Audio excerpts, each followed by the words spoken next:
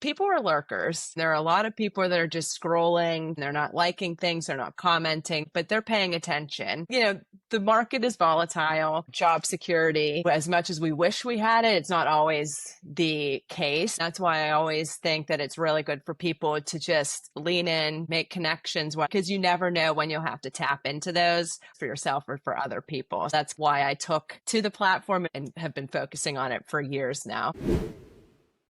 Welcome to Marketing by Design, where you and I learn from our favorite founders and marketers on how they built their success and told their stories by design. I'm your host, Andy Milligan, founder of MMG Design. Let's get started.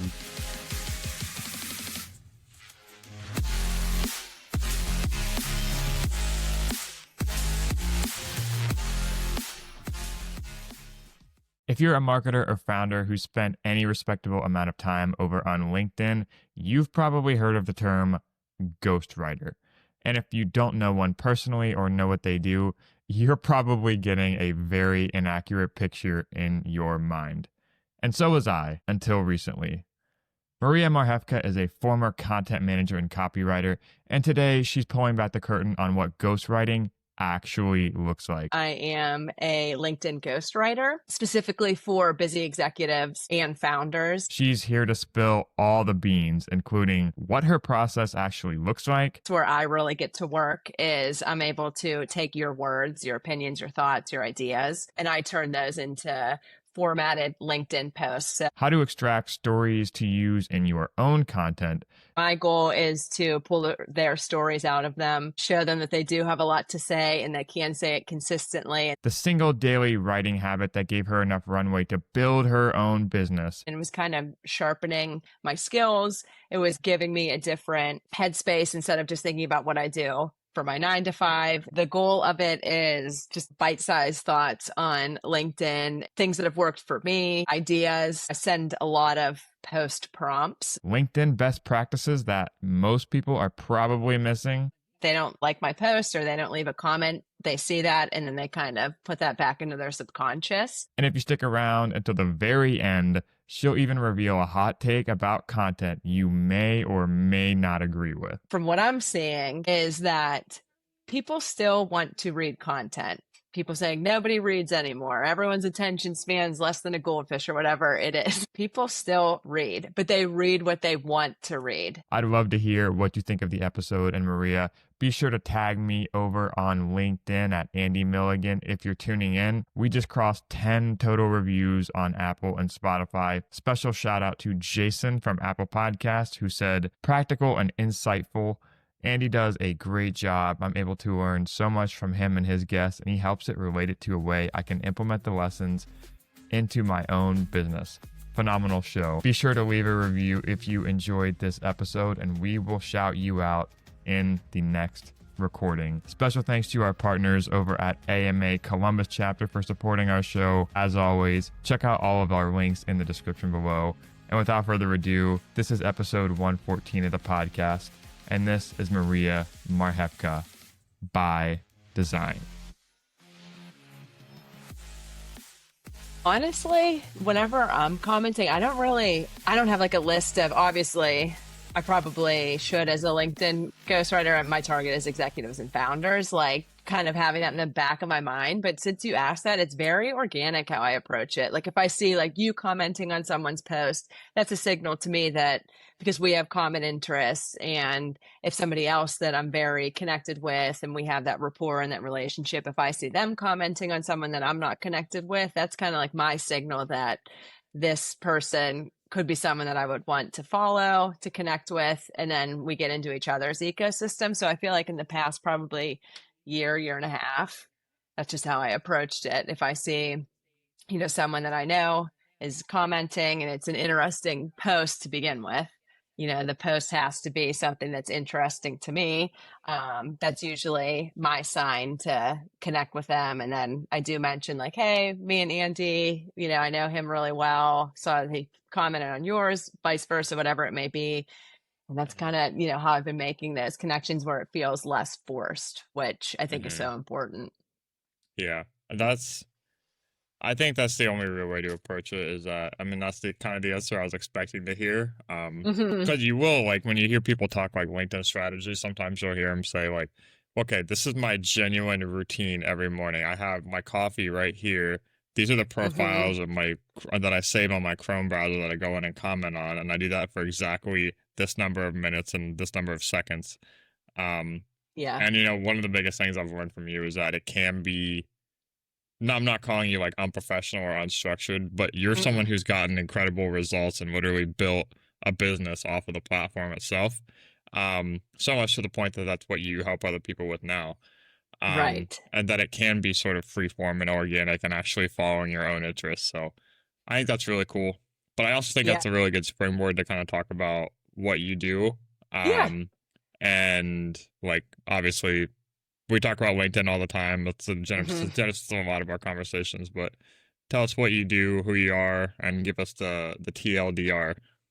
All right. So my name is Maria Marchewka. You probably wouldn't have guessed that looking at the name, but very I Polish was last waiting for name. you to say it first. So okay. You wanted me to break the ice. Were you thinking Marchewka? Mm-mm. Yeah, Yeah. yeah. Yep. Well, That's what we I won't talk thought. about that. Yeah. Yeah, but that's what I thought like the first solid month of dating my husband. And then he said it out loud, and I was like, come again? Can you say that once more slower? But yeah, so Maria Marchewka. I am married almost 8 years now. We have two little ones, a daughter who's going to be 6 in August, a son who will be 3 in July, a corgi, Carl, if you want to count him as my third. So very busy on the home front. And then in my professional life, I am a LinkedIn ghostwriter, specifically for busy executives and founders. So my goal is to pull their stories out of them and show them that they do have a lot to say and they can say it consistently and they can build that presence on LinkedIn without the stress. And that's where I fit into that crack of their days, where they know that they have to be very busy on LinkedIn, but they don't have the time. And so that's where that void I fill. And it's not like another to do, a check on their to do list. It's very fluid. And so that's where I like to kind of land, is helping them be active on the platform without the hassle and the stress. So that's the short version of it. hmm and we've had some conversations off camera as to your days didn't always look like that. No. Um, there was like a lot of this audience are people in marketing. They're people that Hmm. have different niches and they do different things, just sort of under the general realm of marketing. And Hmm. you have a career in that realm as well. But Yes. can you talk to a little bit? Because it's not. I mean, you are someone, and one of the biggest things I sort of took and admired from you is that you tend to see this commonality to where people are either they're only on LinkedIn when they're not doing a full-time job. And if they are, they kind of consume themselves under the brand of their position, their title, their company. Yep. Um, unless there's like a very corporate or incentivized push to be present on the platform, which I think we're starting to see more of. Hmm. Um, but you are someone who was building their own brand online when you were in a corporate marketing sort of position, Yep. and that set you up, I think, to be able to do what you do now, and it gave you that flexibility, that the just the bulletproof nature of a career, that where you had more optionality. And I think that Yes. was very forward thinking of you. So I kind of want to talk about how conscious were you about creating this brand value kind of for yourself when there was Hmm. no incentive and probably a lot of disincentive, honestly, to do it when you had this other career going on. Yes. So for me, and I was thinking about this before, we jumped on here, just thinking about my career to date. So I've been in the marketing industry for over 10 years now. And even from the beginning, whenever I had my full-time jobs, I was always doing my job on the side. So I would have freelance jobs that were, in the same realm, but I had more kind of options of what verticals I was doing, whether it was blog writing, social media management, and it was kind of sharpening my skills. It was kind of giving me a different headspace instead of just thinking about what I do for my 9 to 5. It was helping me think creatively in other aspects, other verticals, businesses, whatever that may be. And so I always had things kind of in the background. And especially in the past, probably 3 years, where I became super consistent on LinkedIn, where it was a daily post in the weekdays. Um, I did have a 9 to 5 job. And I was, like you said, I was building my brand. I was getting myself out there and I was making connections, because something that I see, and it pains me, is, you see people, they're unfortunately laid off, or maybe they're unhappy in their job. And then they start just kind of posting like, hey, I need this, I need that, who can help me? And they're kind of just like shaking the cobwebs off while they're doing that. And everyone's like, oh, I haven't thought of you. I haven't seen you. Like, there's that disconnect. Whereas I think there's so much power in being present in the here and now, because just LinkedIn in general, it used to be very transactional. That was the nature of the beast of the platform, where companies would post, we have a job, applicants would be like, I like that job. You would get the job. It was very transactional, like it was a job posting and finding site. But as we've seen, into much, dismay of some people saying this isn't Facebook, it's becoming a legitimate social platform where people are really showing themselves beyond their job title. They're obviously leaning into their profession and their industry and their interests there, but then they're also layering in their personal side of things. So whether it's their hobbies, what they do on the weekend, where they're vacationing, what they're reading, all that is coming to the platform. And that's where I think people have a real opportunity, even if you're not an executive or a founder, even if you are an employee, especially if you are an employee, you need to build your personal brand, because you never know what the next day brings, week, month, years. You could think that, you're in this position, everything's great. And I'm not trying to come from a doom sense of things, but the market is volatile. Job security, as much as we wish we had it, it's not always the case. And that's why I always think that it's really good for people to just lean in, use that as their social platform, make connections, whether it's personal or professional, because you never know when you'll have to tap into those, or when you can tap into those for yourself or for other people. So that's kind of my mindset of why I took to the platform and really dug in and have been focusing on it for years now. Mm. Yeah, that's awesome. And I think you're patient zero just for someone who's, reaped the benefits of it. And it's not something that you notice in the moment. And it's the tough part about consistency, I think, for anybody, is you can't envision, when you first start doing something, you can't envision what it's going to be like to not be a newbie at it. Yes. And I think that applies to a lot of different areas, but especially for LinkedIn, when you have to overcome the misconceptions of what it maybe the previous role of it in your life and career to begin with, and also kind of play catch up and create that new habit. But Yep. I mean, it's worked to a point to now where you're able to do it kind of for other people. But I wanted to sort of shift the conversation around it to your own relationship kind of with the platform, because it's done so much for you. We're big, and this is really top of mind for me, because I'm like, transparently, we talked a little bit about it off camera, as I'm kind of revisiting a lot of the process of my own business, and trying to be more focused and streamlined and systematized. So like, if you could, I'm giggling what I'm saying, but if you could say, like, what is your process as a ghostwriter? And that's what I kind of wanted to frame the episode around, is right, like misconstruing some of the like misconceptions of what a ghostwriter is. yes, And what that, like, if you had to put it into a LinkedIn job title, like what it would look like. That'd be funny to actually. That's like good content ideas, like a mock-up of like a LinkedIn job posting with ghostwriter. yes, But what that would look like for you, and what your process is around getting these founders to create, truly differentiated and branded content, and trusting you to kind of be that voice for them on a platform like LinkedIn. yeah, absolutely. So back to your point about the misconceptions of ghostwriting, I think in general, the whole idea of ghostwriting is very mysterious. And there's the thought that you're just going to hire a writer like me and I'm just going to put random posts together and then slap your name on it and call it a day.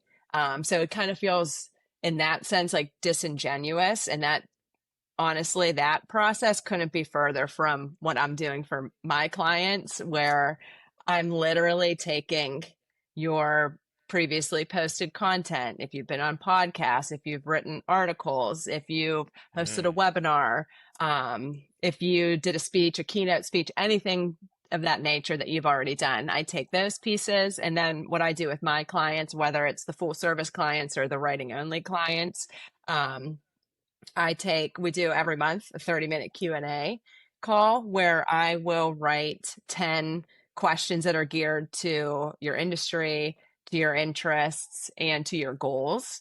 And then we have a conversation like this, and then I use the transcript to write your posts. So that's where I really get to work, is I'm able to take your words, your opinions, your thoughts, your ideas, and I turn those into formatted LinkedIn posts. So it keeps your voice intact, it keeps your opinions intact. So it's just that finesse that I'm able to put on the content to make it LinkedIn ready.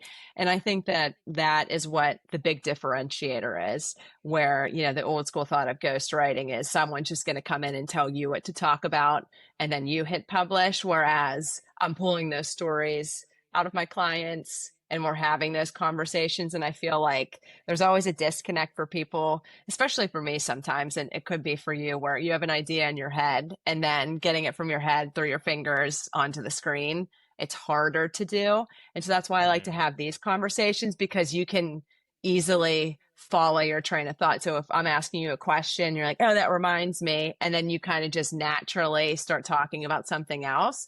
That's mhm, content. And so that's what I do with my clients. And they seem to really feel comfortable, and it pulls out very interesting content that we can share on LinkedIn consistently. mm. Yeah, that's so good. And I mean, that's one of the biggest things that I've learned from you and your content personally, because I mean, I'll be honest, I'm always learning from Maria every time I see her post every morning. It's like, how can I become, no, I'm serious. Like, how can I become a better Well, writer? thank you. Yeah, of course. But this is the mindset when you get in this, once you follow someone for a year, over a year now, you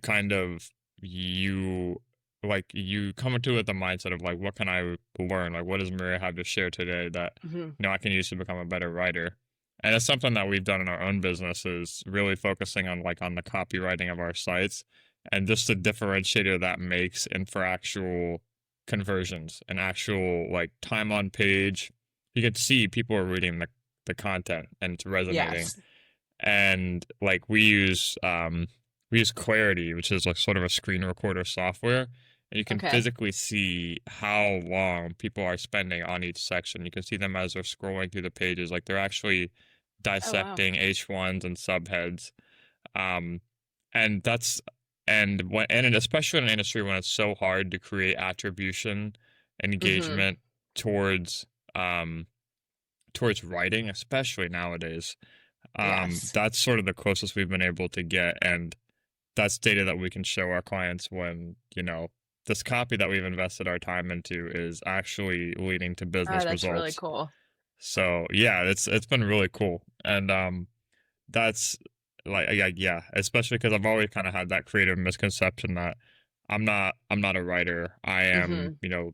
the designer creative, like I've kind of branded myself as that, but you can sort of be not a jack of all trades, but you can reap the benefits of learning from people that you follow Hmm. and really finding a way to make your own process dialed up. But that sort of goes into pulls apart another question I might want to ask is Hmm. when we do this freelance thing or when we build our own business or honestly like kind of when we do anything in marketing, Yes. um, there can be that conversation when you start to work with clients where it's how do you justify the ROI? Like, um, how am I getting my return on my investment with you? And what I've seen a lot of times, Maria, is either through the relationship Hmm. and it's also through being very conscious of saying, this is how our collaboration is leading to this result that we got started for in the first place. And I actually want to read one of your posts back to you. It was from a couple weeks ago. Uh-oh. Um, and by yeah, I know. I thought about because have you ever heard of Modern Wisdom podcast with Chris Williamson? Yes, I love that podcast. Yeah, he has a lot of his like formats is that he'll keep like someone's like top performing tweets and just read them back to him and start the Okay. conversation. He did that with Hormozy, like his best tweets, and that was like one of the best episodes ever. So I thought about like structuring an episode around that. But I'll have to watch that one. for I don't know if I yeah, saw it's that a good one one. yet. I'll send that to you afterwards. But one of your and Okay. this kind of goes to that question of like attribution. I was Hmm. kind of tailing on this. You said this is yours from 3 weeks ago. I'm reading it now. Friendly reminder: not all engagement is trackable. The screenshots, the DMs, the forwards to friends, they count. Keep posting. Um, like I read that and I think like, okay, that's something I need to hear. But I think that's also something like from a marketing standpoint, you start to pick up on these small signals, right? Hmm. Um, it doesn't always look like viral engagement. It doesn't always look like things that are just visual trackable metrics. And we can go down the rabbit hole of how bad LinkedIn analytics, I think, is for Oh, actually being able to yes. look at this stuff. Um, Yes. but what are some of those small signals that you pick up on that so when that conversation, if it ever does go to what is the ROI here? What are some of Hmm. the things that you start to lean on? Does it look like newsletter subscribers, private DMs, like small conversations, more engagement, more comments? These are some of the things that we see Yep. and some of our marketing clients, and I even use the clarity example of some of these small signals. Hmm. What does that look like for a ghostwriter? So there is an example that it always, anytime I think of like that post you just read, there was someone who reached out to me via DM and they had read an article that I had written on LinkedIn. It had to have been at that point 3 years prior. And then they DM'd me saying they just read it and it struck a chord with them. And but whenever I looked back at that post, like they didn't engage with it. They just sent it to me that they found it and that it was, Mhm. at a later date. And so that just really brought it home that there could be posts where you think they're a dud. And, everyone's definition of a dud is different. But if you have a post and maybe it gets 5 or 7 likes as opposed to your normal 57, whatever it may be, people are lurkers. You know what I mean? On this platform, there are a lot of people that are just scrolling and they're not taking any action. They're not liking things. They're not commenting. They're not saving. They're not, whatever it may be, but they're paying attention. And so it's always those repetitions whenever you're posting and you're showing up. And, it's very clear what you do. So for me, my headline, it's right out the gate. I'm a LinkedIn ghostwriter for TimeStrap executives and founders. So anytime my name pops up on the feed, that goes with it. And so if someone even they don't, like my post or they don't leave a comment, they see that and then they kind of put that back into their subconscious. And so that's what I try and tell my clients too. And that's what I do for them is, you might not see tangible results to your bottom line from LinkedIn, but we're looking for, an increase in comments. We're looking for an increase in direct messages. Maybe it's more earned media opportunities, whether it's, you get invited to be a guest on a podcast or in the past with my clients, they've told me that, there was one client, he said he was golfing and, the people he was with, he was like, we've never seen you so active on LinkedIn until recently. Like, it's great. Keep Hmm. going. So that was like a signal that this is working. People are seeing it. They're paying attention. And then I had another client. They were at a conference and they got handfuls of, compliments saying, really love what you're doing on LinkedIn. Super interesting, good content. And so those are Yeah. signals as well. They might you're planting seeds, and that's what it sounds very cliche and kind Hmm. of gimmicky, but every post you're planting a seed and you never know when it'll bloom. It could bloom right on the spot and it could lead to an instant DM, which can lead to a closed deal, or it could be down the line whenever that person is ready. for what you offer and what services you provide. And then, LinkedIn's a long-term game. That's the way it is. And that's not a bad thing. Of course, you can have quick wins, but if you're in it for the long haul, that's when you'll see those real relationships and real results that everyone's actually going after in business.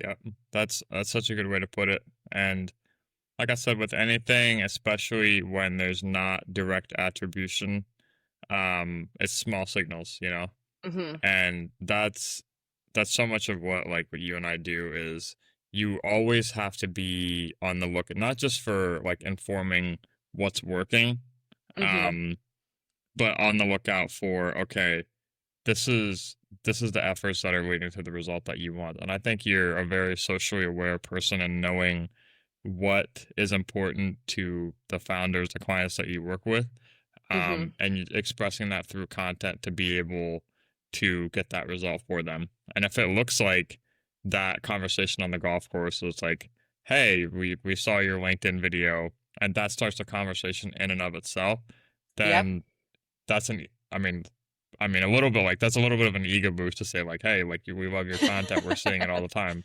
But B, Yes. it's just the downstream effects from that, especially when they start to see it for themselves, like the attribution is there. Um, but I want to talk to you a little bit because we talk about design a lot on this show. Hmm. For what role, and this is sort of a holistic industry take, but what kind of role do you see design and like physical assets on LinkedIn play in content? Um, there's so much of it that, and especially for your full service clients, I'd be interested Hmm. to know what you do in terms of how much in your process, how much thought goes into what the assets are that really benefit the copy, the post, and sort of are the gasoline on the fire to making that more Hmm. effective. What are some of the things that you see in your copious productive time spent on the platform that you see getting results sort of asset wise and design wise on LinkedIn? So, just to give you kind of the big picture of how I see it, is obviously companies need the LinkedIn company page. That's part of people's vetting process. They want to see that the company they're doing research on has a digital footprint on the social channels, and, LinkedIn being one of them, and that it's not a dormant page that they just, checked a box and here's our LinkedIn, but it's active and fresh content often. Hmm. That's important. But my argument is, especially if you're a founder or in an executive position, your profile is more important because you are the face of the brand. And so, because of that, what I do with my clients is I ask from the start, what can you give me your brand kit? Do you have what fonts do you use? What color codes are you using? Because what I do for my clients is I do very basic carousel design, but if there's content that would be better presented in carousel format on LinkedIn, I then build it and I use their brand colors, I use their fonts, I'll add a logo if it makes sense. But then that is that recognition where they see their name and then they're like, oh, I've seen those colors before. That's their brand. And they become like one and the same, especially for founders if they're building their business. That's a Mm, great way to really build that brand awareness for their company through their content because they can see that this is what the brand looks like, here's their content, it's very cohesive.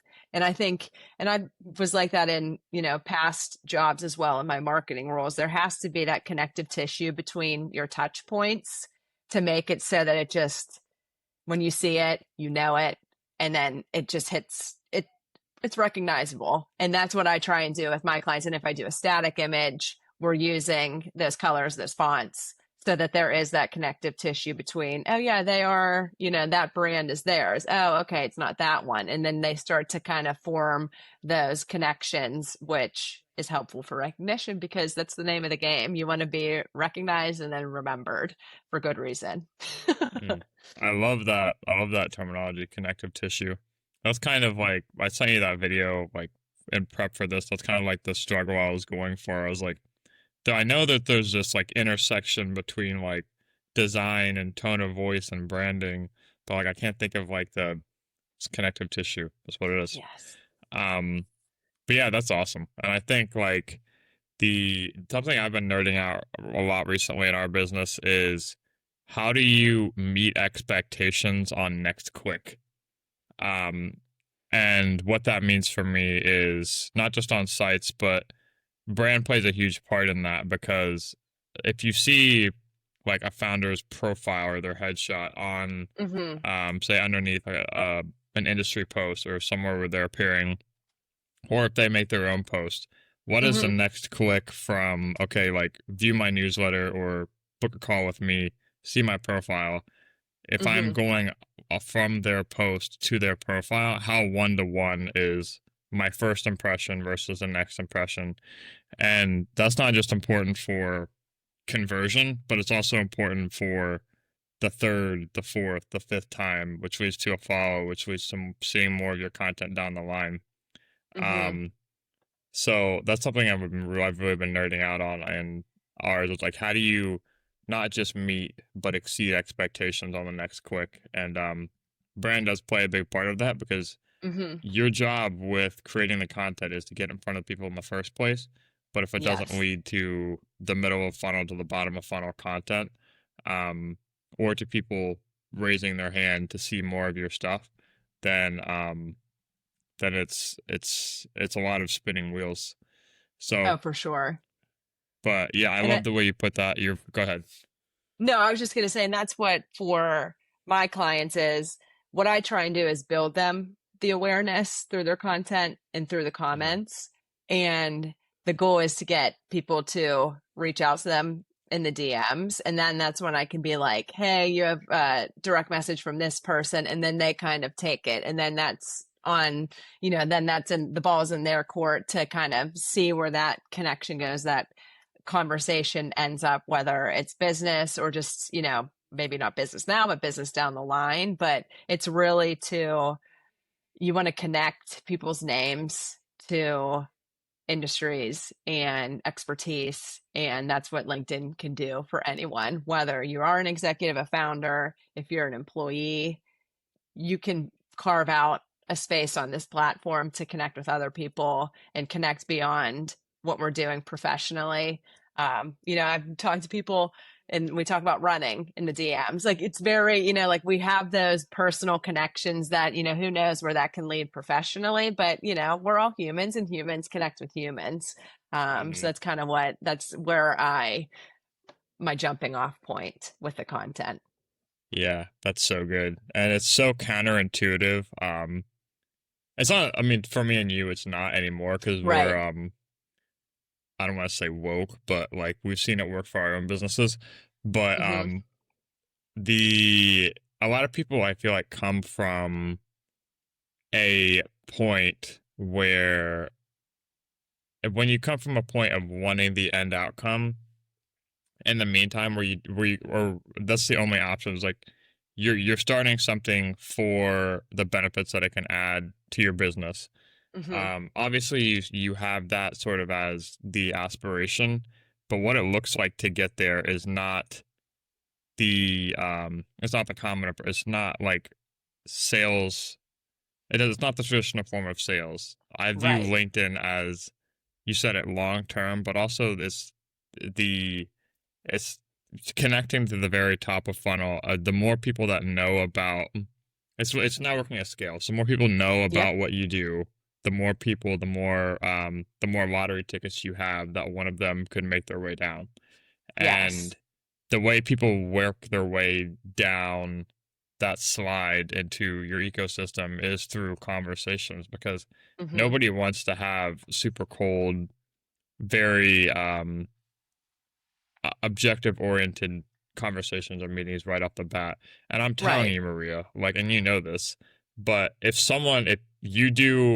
you subscribe, to lunch break and you know how to set up Mm-hmm. your LinkedIn profile and you're doing everything optimized, people are going to know what you do. And you Yes. don't have to tell them. So Right. when the conversation shifts to, could we work together? Or I see that something that you built or a site that you launched or this post that you made or this newsletter that you have, Mm-hmm. um, the conversation will go there eventually if it's meant to. And it's Yes. very important to not be overly conscious to sort of, rigorously push that into existence. So Mm-hmm. I just wanted to throw that out there.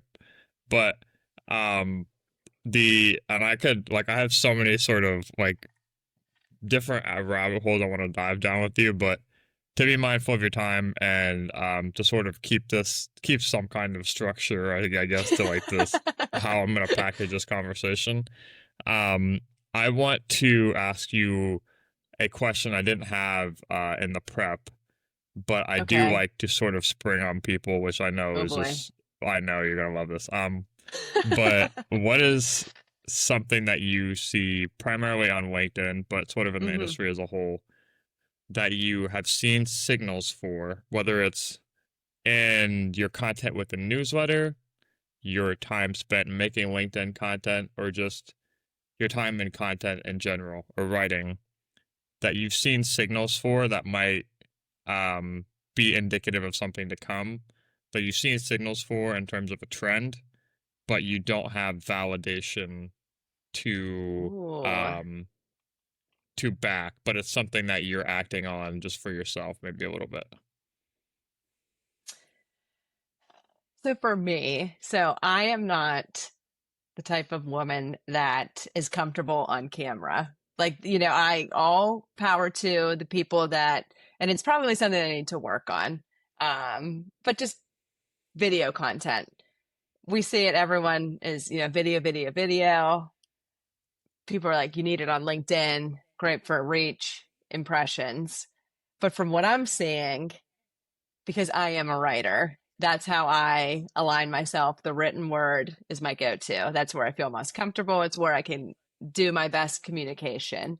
And so, what I've seen from my newsletter, the lunch break, and then my LinkedIn posts, which are probably 90% text based, is that people still want to read content. And I know that there's those conversations and people saying nobody reads anymore. Everyone's attention span's less than a goldfish or whatever it is that they compare Mm-hmm. it to. Video's the Mm-hmm. way. You have to have video and, longer video, short video. But people still read, but they read what they want to read. And so it's not a matter of people not wanting to read content. It's a matter of they don't want to read boring AI generated. I won't go down that rabbit hole. Cut and paste and post like junk because you're an echo chamber of what everyone's talking about. They want to read your opinions, your ideas, and it doesn't matter if it's a 500-word newsletter or if it's a 10-sentence LinkedIn post. If the content is good, people will read it from start to finish. And that is my take. I think that people do want to read. We're not, contrary to popular belief, yes, video is great. It serves its purpose. I wish, and I probably should start leaning into it a little bit more. But I do think that for people that maybe like me aren't comfortable in front of the camera, but can write, lean into it. Because if you're putting out good product, people will keep coming back for more. And that is my take. Mm. Yeah, I love that. Dude, that's so spot on. And not only do I agree, because if I disagree with you on anything, like I don't have a problem saying it at this point. Um, but like I see that to be the case as well. And I mean, this is coming from someone who, as I say I have a content strategy, but like as someone who is very forward thinking about how can I communicate this via video, I would say that my strategy is video first. And you're Because great we're at it. on. Thank you. I don't agree, Yeah. but this is like that's what I was gonna tell you is that you are good on camera. So it's like when you say that you're uncomfortable on camera or you don't communicate well, it's always it always feels like that. It's a So mental block. yes, it is. I'm never comfortable on camera either. It's just like the 1%. And honestly, to me, like if I were to write like a 500 word essay, the only thing I would be thinking in my head the whole time is nobody wants to read this. I am not a good writer. Like, you know what I mean? So it's like We're our grass is worst always greener critics. type of thing. So, Yes. but like even as someone, and I use the LinkedIn analytics as much as that can inform decisions, but I see Yeah. it as well as that I've done like it's coming from someone that did 90 straight days of LinkedIn short form video, and absolutely just burned myself out on doing that. Um, like this, that gets viral reach. The engagement on a well performing text plus asset post is the sweet spot. Um, hmm and especially if it just has to be differentiated. And as you write more, as you are more in tune with the sort of hooks and things that work hmm based on your past content, that it's so much of it is that association to like what your unique positioning and experience is and how that's being expressed through the content regardless of the medium. Um, Yes. and that's why I've always taken to LinkedIn, because there